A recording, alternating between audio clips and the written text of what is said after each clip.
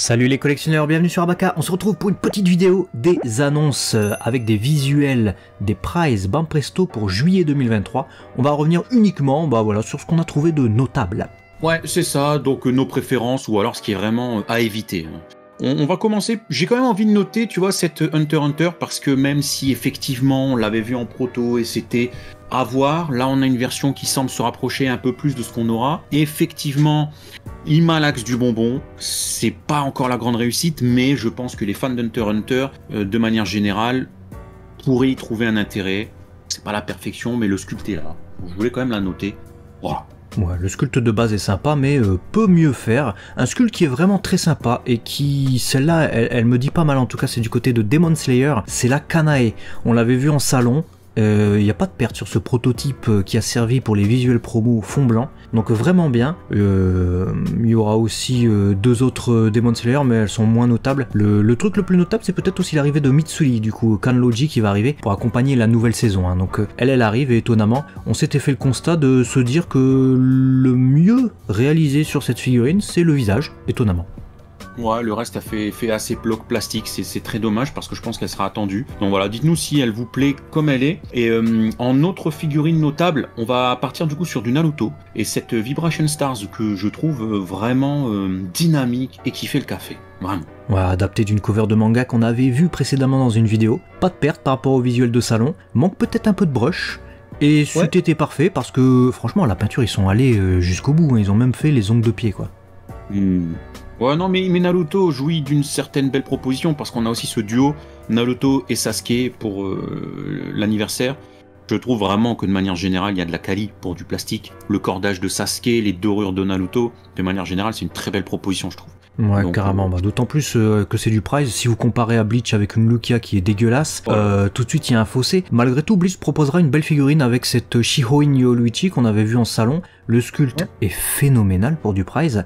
Et on n'avait pas noté par contre, mais les cheveux sont à moitié en clair version, hein. Ça j'aime bien. Ça j'aime bien, je trouve que ça apporte un cachet luxe entre guillemets à la figurine qui n'est qu'une Prize. La couleur de peau est plutôt là. Non, franchement, belle proposition pour cette Bleach. Tout comme cette Chainsaw Man. J'aime beaucoup la proposition de Denji et Pochita qui sont un petit câlin. Il y a une vraie symbolique qui s'en dégage. Dommage qu'on ressente un petit peu le plastique quand même. Mais vraiment le sculpte est phénoménal, hein. Un repaint de ouf là-dessus, ce serait une masterpiece, hein. Moi, on a vraiment de belles figurines, hein. Même du côté de Spy Family, c'est assez étonnant ça. Je la note parce que je suis très surpris. J'achète pas de figurines de Spy Family, mais on voit souvent des Yor passer, et en Prize elle est souvent dégueulasse Yor, hein. Ils arrivent pas à la faire. Là on aura enfin une belle figurine de Yor, je la trouve ravissante. Le truc qui fait un peu dommage, c'est le bois. L'aspect bois ne ressort pas bien. Évidemment, c'est une Prize, donc ça fait plus plastique que bois la chaise, mais tout le reste, waouh, c'est super beau, c'est rafraîchissant pour une Prize. Franchement, si elle est de cette qualité-là, lorsqu'elle sort, bah ouais, pourquoi pas, hein. Ouais, moi je suis d'accord avec toi. Ensuite, Tokyo Revengers nous propose quand même une belle propos avec cette Mitsuya qui est assise sur des marches. Individuellement elle passe, hein, mais je pense que toutes réunies comme ça, Draken, Mitsuya, Mikey et tout, je pense vraiment que ça peut faire quelque chose de très très sympathique dans une vitrine. En plus, si tu arrives à créer des étages, donc voilà, dites-nous si ça vous plaît ce genre de concept. On a aussi les bustes, hein. On a un visuel supplémentaire de Takemichi du coup qu'on avait vu en salon, sous ces deux coloris du coup, version colorée et version monochrome. Et puis vu que tu parlais de personnages à réunir, bah il y a les glitters de Sailor Moon. Il y en a une que je note, il y a Sailor Moon de Supers, hein, qui est disponible également, mais une qui sort très peu en figurine et qui est magnifique là en deux versions, c'est Chibi Moon qui sort assez peu, donc ça, grosse nouvelle pour les fans de Sailor Moon, à surveiller si la qualité est au rendez-vous, tout comme cette Break Time ou Relax Time ou Machin Time de Tsuyu, hein. Pour une fois, le visage de Tsuyu est bien fait en figurine et j'aime beaucoup, je trouve. Ouais, dommage qu'il y a cette démarcation dans les cheveux, mais à part ça, c'est une belle proposition. Ce sera normalement la Break Time Collection Volume 6, si je dis pas de bêtises. Donc une gamme où ils sont tous assis. C'est un peu le postulat. Après, on a One Piece qui nous sort une belle proposition, alors avec un peu de déception, c'est ces deux Banpresto Chronicle qui proposent du coup une version un peu métallisée des Grand Line Journey. Une boa qui avait sa tenue du coup rouge, là elle passe violet, etc. On constate qu'ils ont voulu rajouter du brush, un petit peu de détails sur la peinture, tu te dis super génial, mais le bois frère, t'en fais quoi? Tu le laisses dégueulasse comme ça ou... Moi, c'est vraiment dommage, ils l'ont totalement oublié, gros paint sur le personnage avec du brush même sur la peau et tout, mais ils ont oublié l'essentiel, c'est-à-dire le support. c'est franchement dommage. Surtout qu'One Piece peut proposer aussi de l'originalité, comme on le voit avec notamment cette très probable DXF d'Uta enfant, avec le passage du film Makeoshimi, donc quand elle nargue Luffy en disant que c'est un mauvais perdant. Je crois que c'est la première d'Uta comme ça.